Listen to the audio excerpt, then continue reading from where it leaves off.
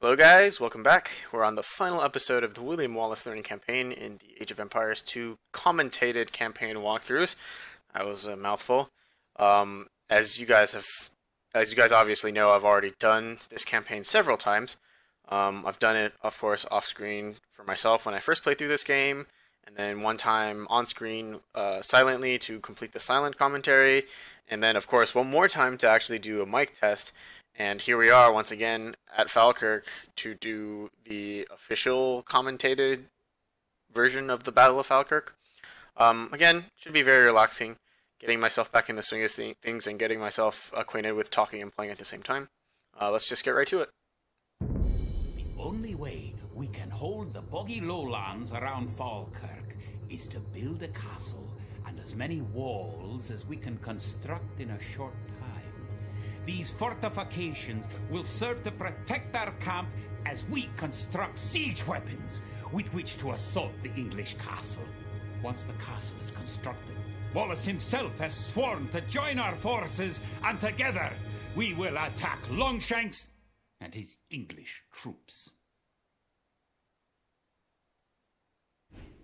The English could attack at any time. You have some walls already, but you should complete them as soon as you have enough stone. Beat fear. Okay.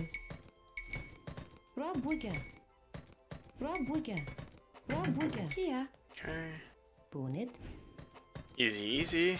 Get all of our workers, our villagers working on resource gathering. And we also want to complete our walls as soon as possible, just to make things a little bit easier.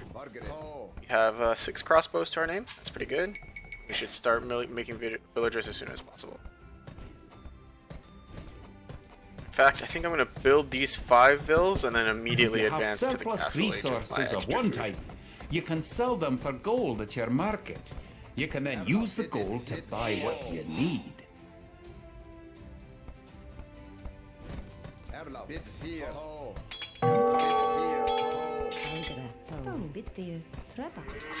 Okay. So, these spearmen are actually really no threat at all, especially to your archers. They have very, very low attack. I remember when I was a younger person, I'm playing through these, I was really intimidated by spearmen. Especially considering that in Age of Empires 1, the numbers are a bit further off. But here you are, you just kite them forever. Towers to defend your city. Units can garrison within a tower for defense and protection, and archers can even fire out of it. They're really tunnel visioning on this outpost. I don't want it to go down, at least not yet. I'm gonna make them pull out their ram. So yeah, I have 2 knights here. I'm gonna have the knights clear those out.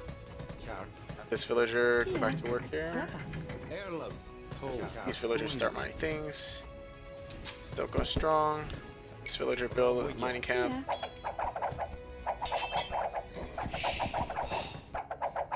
And the ram actually was able to destroy the outpost, which is a shame. But that's the ram down. Just destroying these guys early just makes it so that we don't have to worry about them later. Said I was going to advance to the castle age, and I'm a man of my word. Villagers built them building walls here, so I'm going to go ahead and have her build walls over there. We're going to need some more stone at some point.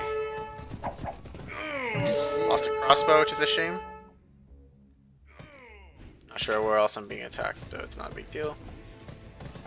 And I think that's it. I'll go ahead and research horse collar for the additional food on my farms. That longbow, though he got in, is probably just a scout, so I'm not too worried about it. A defensive soldier will be less likely to attack an enemy that comes near him. Click a military unit, then note the combat stance buttons on the lower left corner of the screen. So in terms of combat stance, what I like to do is... Using the advanced buttons, you can also order a soldier to patrol an area between 2 points and guard or follow another unit. Patrol is really good for when you're trying to move from place to a place, especially with galleys. What it does is that if you patrol into an area, instead of just moving past enemies, it'll actually stop. Your units will actually stop to attack them, which is very convenient. You don't want to like run into your enemy's fleet and take a lot of free shots before you realize it. A lot of pros use that. It's not super important of a technique to use if you're playing in a casual game, but it definitely does help. In terms of stances, I like putting my ranged units on stand ground, especially my skirmishers, allow access to a new type of formation. because this basically stops them from like automatically taking a few steps back a weak unit such as a monk. and repositioning before firing again. It allows you to maximize your DPS with your Lots of archers. things to do in the castle age. For starters, try building a siege workshop to make battering rams and other siege weapons. Siege workshop coming right up.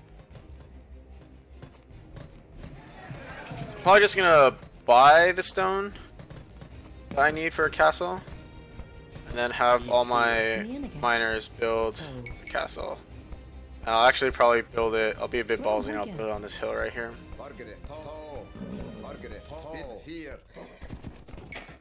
Have my original force guard them. And as for resource collection, I honestly don't think I really need much more economy at this point, but it's always a good habit to build more villagers.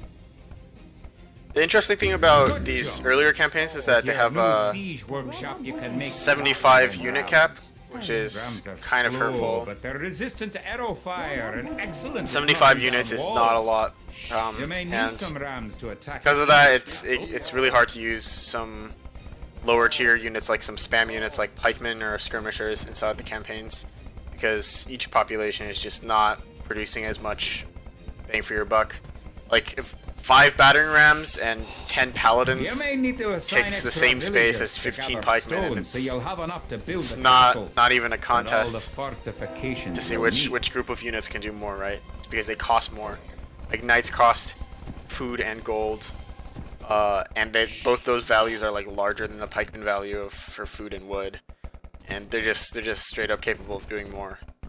And oftentimes, like if you have resources sitting in your bank in the campaigns, you really want to have them on the field somehow so that you can react better to things that are happening in the campaign.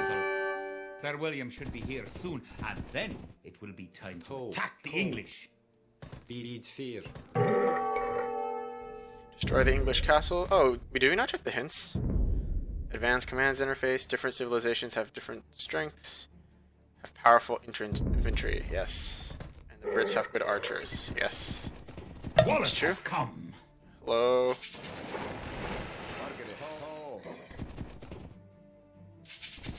So an interesting thing about this scenario actually is that William Wallace can die. Like there's no requirement for him to stay alive. Most other scenarios will like require you to keep the main hero unit alive, but in this case, William Wallace, you know, you're gonna just throw him in there, let him die, and he won't be any worse for the wear. Create 10 more Woad Raider. 10 more Woad Raiders. 7, 8, 9, 10.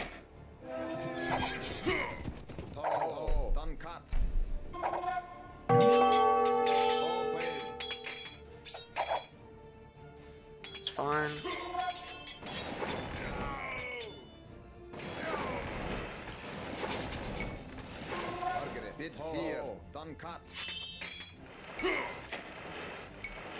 Come on.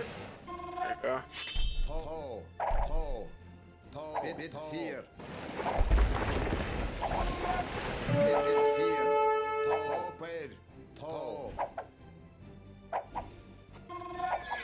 There's the castle at least.